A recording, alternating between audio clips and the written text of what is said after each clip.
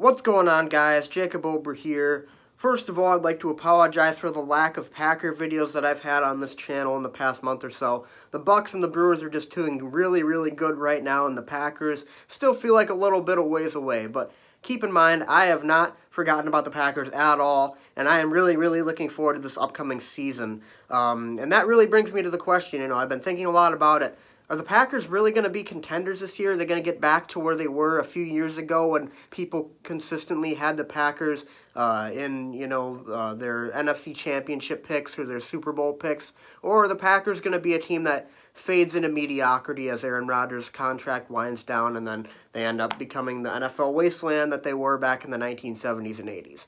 And really, to answer that question, this year is a very, very important year for the Packers, and this is a very important year for the direction that this franchise is going to go, because if they do poorly or they do bad, then, you know what, you're a step closer to the wasteland that the Packers used to be, that Green Bay used to be before Brett Favre and Ron Wolf and Reggie White and whatnot.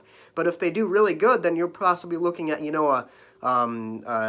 early 2010s Denver Broncos rebirth, kind of like they had with Peyton Manning. So this year, to me, it's really, really important. And to answer the question, I think it's gonna really hinge a lot on how the offense responds to Matt LaFleur's new offensive scheme, that being the zone run. And really, to me, this is a big reason why I like Matt LaFleur as the head coach, because the Packers, the last time you remember the Packers had a good balance of running and passing the football was probably back in 2014 when the Packers went 12-4 and made the NFC Championship game.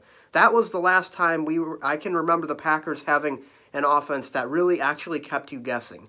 Ever since then, the Packers have been stale and boring on that side of the football, and it's really just been a lot of Aaron Rodgers making miraculous plays. Ever since then, of course, Aaron Rodgers made miraculous plays during that season and before that season, but really, the Packers' offense has, it's been all about Aaron Rodgers just making miraculous plays ever since that season. And we can't have that anymore because it's not working anymore, and Aaron Rodgers isn't really that quarterback anymore. He can still do it from time to time, but he can't get you to the playoffs that way, and you certainly can't win a championship that way. So I'm really interested to see how Matt LaFleur designs this offense, how he balances the run and the pass, and how he utilizes Aaron Jones and Jamal Williams, both in the running game and the short passing game, which I would assume is going to be a big part of the offense going forward. As for the defense, I'm really excited about this defense. Guys like Zadarius Smith, Preston Smith, the guys we got in free agency, Adrian Amos. I'm really looking forward to seeing how this defense turns out this year. This could possibly be even better than the offense this year, this defense, especially with that pass rush. And the pass rush, to me, has always been the key ingredient to a good defense. If you have a good pass rush, if you can get to the quarterback, then you are going to be successful, even if you don't have the best corners. But I'm really liking the young talent in the Packers secondary right now, guys like Kevin King. Hopefully Kevin King can stay healthy. Jair Alexander, of course. Tremont Williams is a proven vet who can help mentor them. Same with Adrian Amos. I'm just really looking forward to seeing how well these guys do as they progress past, being just rookies. And really, this Packers defense, I think the pass rush will certainly help out the secondary. I think the Packers are going to finish. I'm going to make a bold prediction and say they're going to finish top 5 in the NFL in sacks this year. Guys like Kyler Fackrell, too, coming back after a 10-sack year. You've got the guys Mike Daniels, Kenny Clark to clog up the interior along with Blake Martinez. This is going to be not only a really good pass rushing team, but they're going to be able to stop the run. And stopping the run is a very, very important part of winning football games. So, best case scenario for the Packers, I would not be surprised to see them actually be contenders this year. I wouldn't be surprised to see a deep postseason run this year. At the same time, I can also see some growing pains with the new personnel on both sides of the football, as well as the new offensive scheme. I could see it taking a year, maybe 2, to kind of develop and sink in.